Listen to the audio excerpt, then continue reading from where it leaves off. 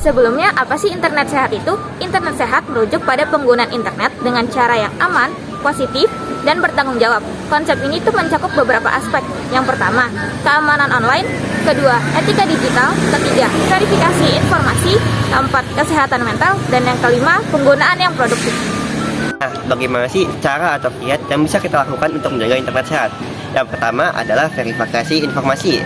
Nah, yang kedua itu adalah menjaga privasi. Dan yang ketiga itu mengatur waktu online. Yang ketiga, menggunakan kata sandi yang kuat. Yang keempat yaitu gunakan fitur keamanan. Dan yang terakhir adalah laporkan konten negatif. Kampanye kesadaran, cerdas menggunakan media sosial. Yang pertama, memposting konten dengan menyoroti verifikasi informasi. Yang kedua, menceritakan cerita atau pengalaman keberhasilan dalam media sosial yang positif. Kemudian, berdiskusi tentang cara menjaga kesehatan mental di media sosial. Nih bro, lihat 2,5. Nah, berapa? Ngebet 2,5. Berapa itu semua? Lihat kali 37 kali 41. Gacor. Dapat berapa? Sejuta nih. Gila, berapa kali itu bro? Sekali doang gua. Set, sepin 800 bro. Hero gak sih bro kayak gini? Aja. Kalian main apa? Main Cross. Ini kan Juga. Ini versi terbaru. Kalian tahu gak sekarang ada undang-undangnya? Undang-undang apa tuh? Undang-undang ITE, teman-teman. Apa sih itu undang-undang ITE? Yuk kita lanjut. Nah teman-teman, jangan seperti yang tadi ya, karena itu merupakan pelaku judi online. Pelaku judi online ini sekarang ada undang-undangnya loh, yaitu Undang-Undang ITE. Apa sih Undang-Undang ITE itu? Nah, jadi apa sih Undang-Undang ITE itu? Hari ini kita akan membahas topik penting mengenai Undang-Undang ITE. Undang-Undang ITE adalah undang-undang mengenai informasi dan transaksi elektronik. Jadi, ayo kita kepoin. Undang-Undang Informasi dan Transaksi Elektronik atau yang dikenal sebagai Undang-Undang ITE adalah hukum yang mengatur tentang informasi dan transaksi elektronik di Indonesia. Undang-Undang ITE ini disahkan pada tahun 2008 dan telah mengalami beberapa perubahan dan untuk menyesuaikan dengan perkembangan teknologi yang ada. Oh iya, kenapa sih Undang-Undang ITE itu sangat penting di Indonesia? Pentingnya Undang-Undang ITE ini memberikan kerangka hukum bagi transaksi elektronik, melindungi data pribadi, dan menangani kejahatan cyber. Undang-undang ini juga bertujuan untuk memastikan bahwa hak-hak pengguna internet di Indonesia terlindungi. Oke, jadi Undang-Undang ITE itu juga memiliki beberapa manfaat loh teman-teman. Yang pertama, kepastian hukum. Kenapa sih kepastian hukum? Nah, ini memberikan kepastian hukum bagi masyarakat yang melakukan transaksi elektronik. Jadi dengan Undang-Undang ITE ini, orang-orang nggak bisa nih melakukan transaksi elektronik secara ilegal. Jadi karena undang-undang ini kita melakukan transaksi elektronik secara legal. Yang kedua, ada pertumbuhan ekonomi. Mendorong pertumbuhan ekonomi melalui pemanfaatan teknologi informasi. Kita bisa menggunakan handphone, laptop ataupun yang lain-lain untuk melakukan pertumbuhan ekonomi ataupun melakukan sebuah transaksi. Yang ketiga, ada pencegahan kejahatan online. Nah, menjadi alat untuk mencegah kejahatan yang dilakukan melalui internet. Kenapa sih pencegahan kejahatan online? Karena banyak dari kita ini mengalami cyberbullying ataupun kejahatan kayak pembulian, pemerasan atau pencemaran nama baik. Nah, dengan Undang-Undang ITE ini kita bisa melakukan pencegahan nih. Terus yang keempat, ada perlindungan masyarakat. Melindungi masyarakat dan pengguna internet dari tindakan kejahatan online seperti yang tadi. Nah, selanjutnya di sini ada hak dan kewajiban dalam digital citizenship.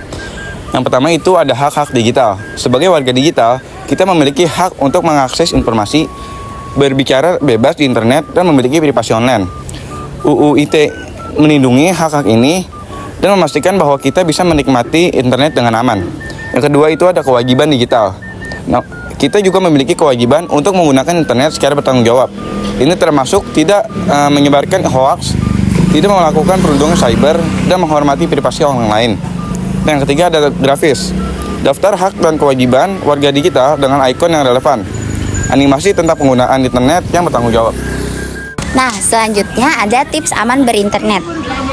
Tips untuk tetap aman dan bertanggung jawab di dunia digital. Yang pertama itu ada jangan sembarangan membagikan informasi pribadi seperti akun-akun Google, Nah, itu bisa disalahgunakan sama oknum-oknum. Nah, yang kedua itu ada verifikasi sumber informasi sebelum membagikan.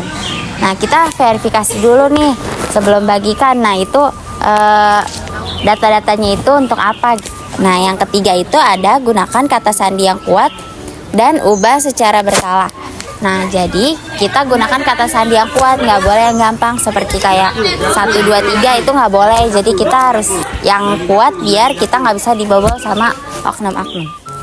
Nah, selanjutnya ada kesimpulan. Undang-Undang ITE adalah bagian penting dari kewarganegaraan digital kita. Dengan memahami hak dan kewajiban kita bisa menggunakan internet dengan lebih bijak dan aman. Oke, kalian ada tahu nggak sih apa itu literasi digital? Oke, kalian ada tahu nggak sih apa itu literasi digital? Nah, literasi digital adalah kemampuan untuk memahami, menggunakan, dan mengelola informasi digital secara efektif. Ini mencakup berbagai keterampilan seperti mencari informasi, menggunakan media sosial dengan bijak, dan memahami keamanan digital. Nah, mengapa literasi digital sangat penting di dunia saat ini? Karena kita semakin bergantung pada teknologi dalam berbagai aspek kehidupan, mulai dari pekerjaan hingga pendidikan. Keterampilan ini membantu kita menjadi lebih produktif dan aman dalam dunia digital. Nah, ada beberapa keterampilan utama nih dalam literasi digital. Yang pertama adalah pencarian informasi yang akurat dan terpercaya. Nah, kedua, keamanan digital untuk melindungi data pribadi. Ketiga, etika digital dalam menggunakan media sosial. Ya teman-teman. Nah, berikut beberapa tips untuk meningkatkan literasi Anda. Yang pertama, selalu verifikasi sumber informasi. Yang kedua, gunakan kata sandi yang kuat dan unik. Dan yang ketiga, berpikir 2 kali sebelum membagikan informasi pribadi di media sosial. Nah, itulah beberapa hal penting tentang literasi digital. Mari kita terus belajar dan meningkatkan keterampilan kita agar lebih siap menghadapi tantangan di dunia digital. Terima kasih. Halo semuanya, selamat datang di video kami tentang keamanan data pengguna di era kewarganegaraan digital. Keamanan data pengguna itu sangat penting loh. Yuk kita simak videonya. Kira kalian tahu nggak sih apa itu digital citizenship? Jadi, digital citizenship adalah bagaimana kita berperilaku sebagai warga di dunia digital. Ini melibatkan tanggung jawab kita untuk melindungi informasi pribadi dan berinteraksi dengan aman dan etis di internet. Kira-kira apa aja sih yang terdapat di prinsip-prinsip keamanan data di digital citizenship? Jadi di prinsip-prinsip ini terbagi menjadi 3 loh, yaitu ada privasi, integritas, dan ketersediaan. Jadi di privasi itu berarti menjaga informasi pribadi diri kita. Kalau di integritas itu berarti memastikan data itu tidak dapat diubah tanpa izin. Kalau ketiga itu ketersediaan. Jadi ketersediaan ini memastikan data itu bisa diakses saat kita dibutuhkan. Jadi ada beberapa langkah-langkah keamanan data dalam digital citizenship lah. Yuk simak videonya. Yang pertama, gunakan kata sandi yang kuat untuk setiap akun. Yang kedua, aktifkan autentikasi 2 faktor untuk menambah lapisan keamanan. Yang ketiga, selalu perbarui perangkat lunak untuk menutup celah keamanan. Dan yang terakhir, hati-hati dengan email atau pesan mencurigakan yang meminta informasi pribadi.